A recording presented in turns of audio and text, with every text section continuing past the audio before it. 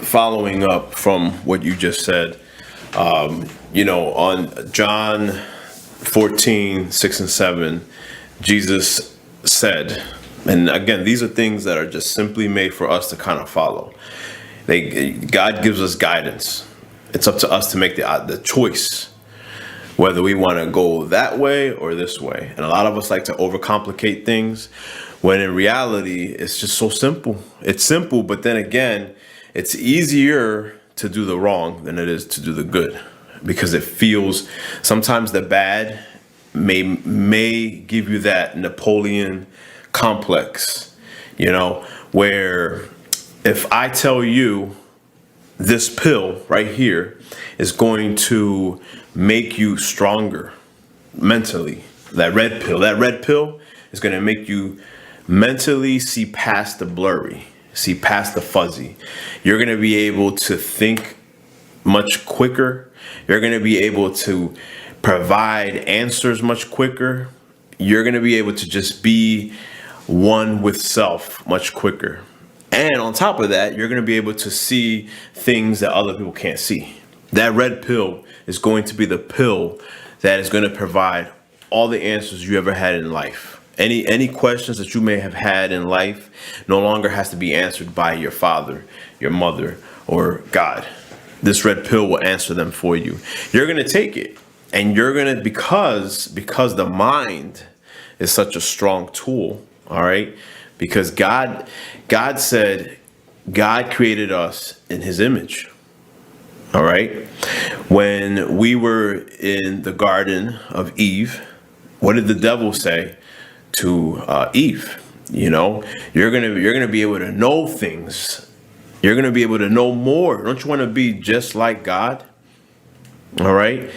And what did we do? We were tempted, and we gave in. And because we all, at some point in life, we want to always be better.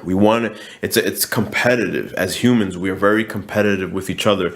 And if you tell me that I can be better than this person who I've always admired, all right, or idoled, then I'm going to take that pill, right? And because of that, the mind is such a strong tool, because it could easily be manipulated. And if you are the enemy, if you are on the opposite, you're going to manipulate that brain. You're going to manipulate that part of me that is vulnerable. And because the mind is strong, you know what to press, all right? And you're going to be ahead of me, because you're now telling me what to do. All right. And you might send me to the grave and I won't even know it. You might tell me to cross this bridge and jump, and I'm not even going to know it, because now I'm in your hands. You're now possessing me. And that's how dangerous idolizing can be. But we don't know it sometimes, or most of the time, until we crash. Jesus says on John chapter 14:6 and 7, I am the way, the truth, and the life. I am the way, the truth, and the life. No one comes to the Father except through me. So he says, I am the way, the truth, and the life. So it is the only way. It is the only way to be, who we are supposed to be. And in that sense, is worshiping God. And in that sense, there is no one that we should be idolizing, but trying to be more perfect like Jesus Christ. Bottom line. And when we're putting these materials in front of us, and I'm telling you that this red pill is going to get you there, because I take it, and look at me. I'm the man. I'm the one over here flaunting. I'm the one over here balling, if you want to say. I have everything. You have everything that the world has to offer. But after this world, there's a whole lot more. There's a whole nother chapter. And what am I going to have there? I'm over here trying to be the best here in this world. I'm trying to be the best in the world, right? But what am I doing for my spiritual self? Because once this all is gone, I'm not taking none of this with me. If I'm empty, where am I going? That's what I want to know. I want to know where I'm going. Because the afterlife is longer than this physical life.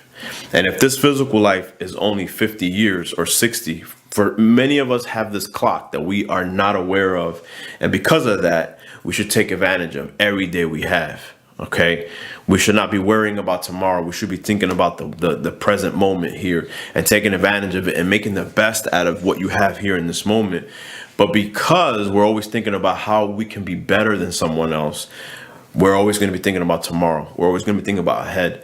And because of that, we're always going to never meet where we should be. And spiritually, we're empty when we're idolizing people. When we're idolizing things, spiritually, we are empty. There's a void. And because of that, when we go to the next, it's going to be empty. It's going to be dark. There's not going to be anybody there to hold your hand. Because when you were alive, Isaiah 38:18 says, all right, the grave will not be able to praise thee, all right, and the dead will not be able to celebrate thee, and they that go down to the pit shall not have hope, meaning you should not know the truth. So we're more alive right now than anything. We have the ability to praise God. We have the ability to talk about God. We have the ability to hope for the truth. What is truth? It's certainly not materials, and it's certainly not crystals.